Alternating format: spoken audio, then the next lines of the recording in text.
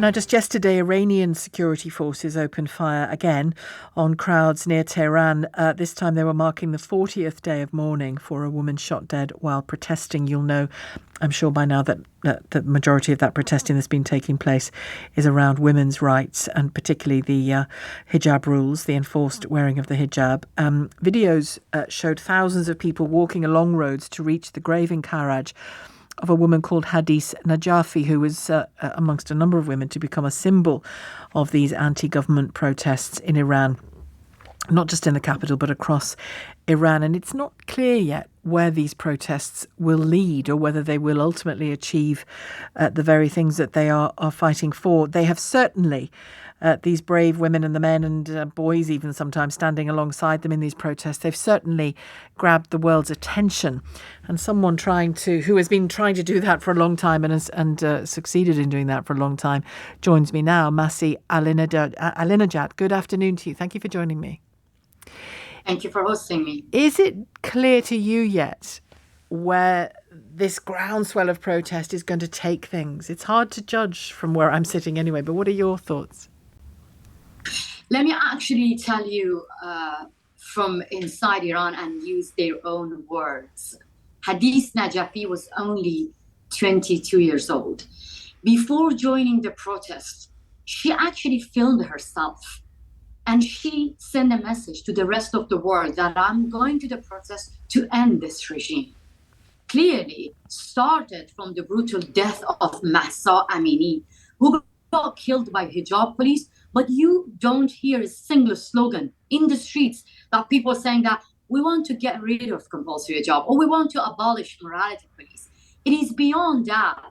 This is a protest for dignity, for basic rights. Women are being like hostage. For 40 years, women are being told that what to wear, how to think, what kind of lifestyle to follow.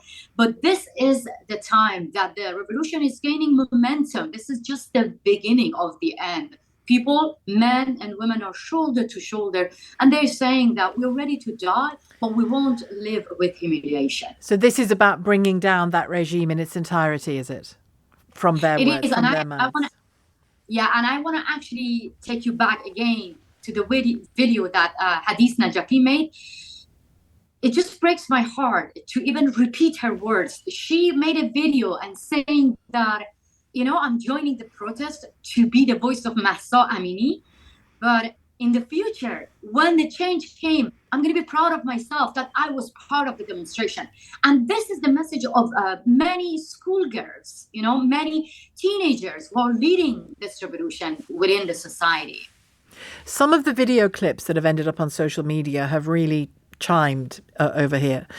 One was that school full of girls forcing out of the school a member of could you fill me in on that organisation that he was from? Because they clearly had no time for his words and they made him leave the school campus in no uncertain terms. And these were 15, 16-year-old girls. Yeah. What organisation is he from, and what do you imagine was the intention of putting him there to speak to those girls? That's a very good point. Look, the schoolgirls actually kick the Minister of Education system out from school because they've been fed up by listening to empty words saying that, calm down, we're going to do an investigation. But at the same time, they're killing schoolgirls, they're killing teenagers, they're killing peaceful protesters. And schoolgirls were kicking him out and saying that we are not waiting for you to do an investigation. We want you to go. We want the whole regime to be gone. And let me just give you a better picture of what's going on in Iran right now. It has been more than 50 days, and the regime kills more people that make people more determined to take back to the streets. The regime comes and say that we're ready to talk to you. Any opposition group, any activist, we are ready to talk to you. People go to the street and say that we don't want to even talk to you. We want to end this regime. So this is a significant message. And that is why I'm saying that maybe it's not going to happen overnight. It's a marathon. It's a long road ahead. It is going to. It's an attempt, I suppose, is it, at a power shift happening. And it might happen slowly.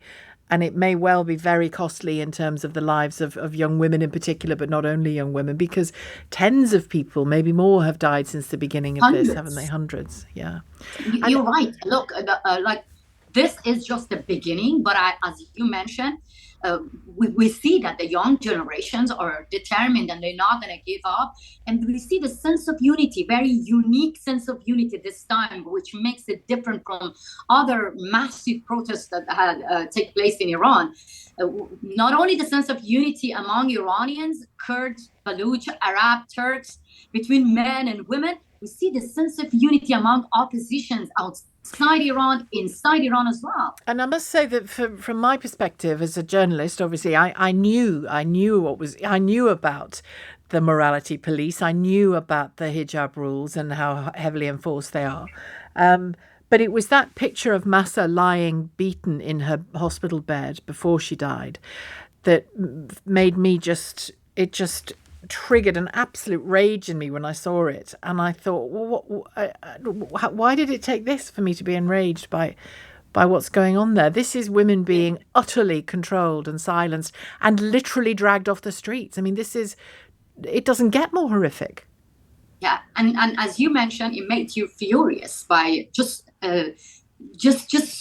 seeing that picture. No, it did. Yeah, it made me more furious because I was the one actually created a campaign called "My Camera is My Weapon," and I asked women inside Iran that anytime you're being harassed, film it. Because in the West, many people say that compulsory hijab is your culture. The female politicians from your country, they went to Iran and they wore hijab in the name of respecting our culture, which was an insult to a nation. So that is why, for me, it made me furious because it didn't need for Mahsa to be killed. It didn't need for Nikah Shakarami, 16-year-old girl, to be killed. It didn't need for Sarina, 16-year-old, to be killed. It didn't need for hundreds of people to be killed for the whole world to understand that this is like ISIS in power in Iran, killing women. And again, I'm afraid I naively at the very beginning thought, well, they won't kill children, but they've killed children in this, haven't they?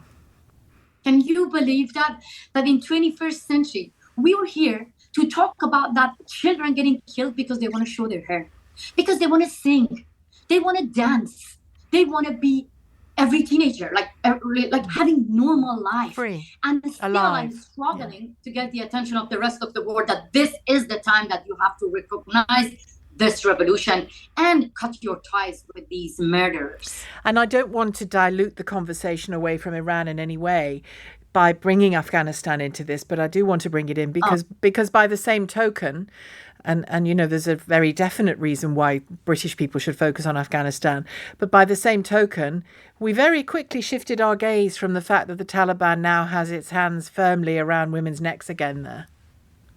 I mean, you didn't actually change the topic. It is all about women of Iran and Afghanistan. You know, the first group that took to the streets to protest against the Islamic Republic over the brutal death of Mahsa Amini were the women of Afghanistan, because they are the one that they know the pain. They are the one that this is the same battle. It's not Iranian women fighting for themselves. Iranian people in the street facing guns and bullets because they are trying to protect democracy from Taliban, from Islamic Republic. These are the more dangerous regime. And not only women of Iran and Afghanistan, let me be very clear. Right now that we're talking, the Islamic Republic sent drones to Putin to kill innocent Ukrainians. So you see, this is the war that people from Iran and Afghanistan leading this movement against the warmongers.